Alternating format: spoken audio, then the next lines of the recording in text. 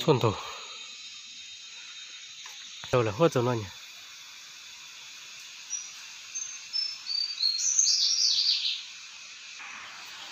Tụi coi rồi rong chua đã chín à.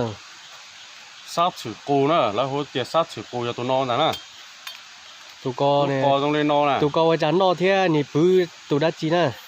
tụi nó cho một giờ cái nó rồi cho tin này còn khề khề gai à rong chua khề gai ó Em bữa kho tao cho tí này tung cảnh mà.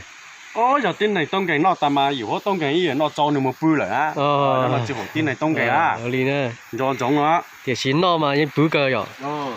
tụi lên nó á tụi lo mà cho lên nó á lúc cò mày lúc nó đó lúc có mà ni đại sư ni chỉ bông nó tê rồi.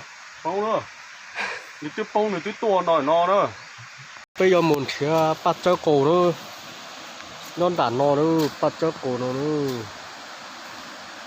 sai nữa ôi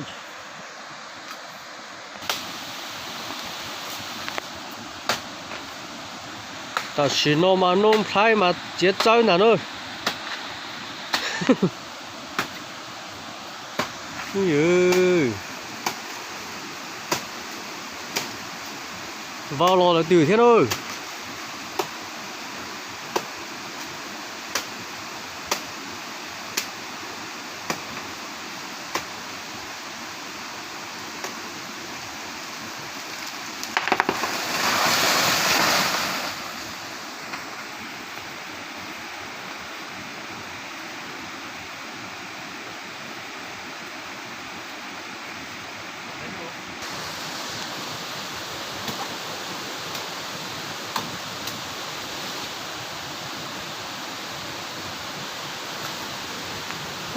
Rất là to rồi.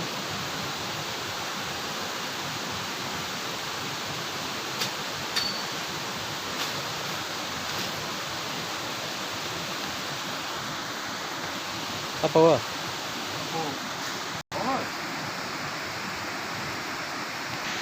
Ô, trời, chết rồi, bông lội nó treo lên nó ô. nó thì ít tụ cơ nữa cho một hậu nó kho tao cho tin này trái pla là tụi nó pla là rồi. Hay là một pla, trái pla rồi. giờ cho tin này tông cái mà chỉ phun nữa để phun nữa nó tao cho này cho cá một phun nó chỉ khử lại á cho đó chỉ một khởi cối rồi cả. tụi nó mà cho chơi đó cho nó nữa đó Rồi,我đã chỉ là. cũng muốn thiếu lốp bát chơi tụi tao Đây nữa, lọt cờ này nữa. cho nó cho ăn được rồi anh nhá